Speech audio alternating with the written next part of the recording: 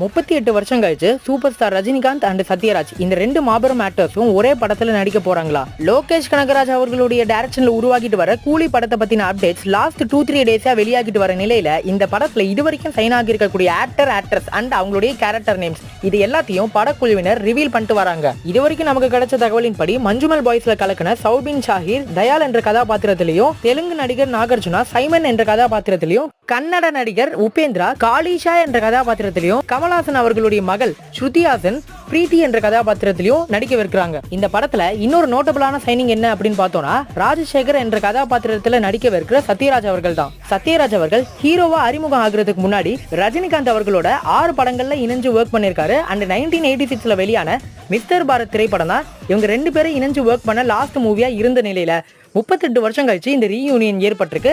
So இதை பத்தின உங்களுடைய கருத்துக்களை கமெண்ட் பாக்ஸ்ல கமெண்ட் பண்ணிட்டு மறக்காம தமிழ் அப்டேட்ஸ் பிளஸ் சப்ஸ்கிரைப் பண்ணுங்க.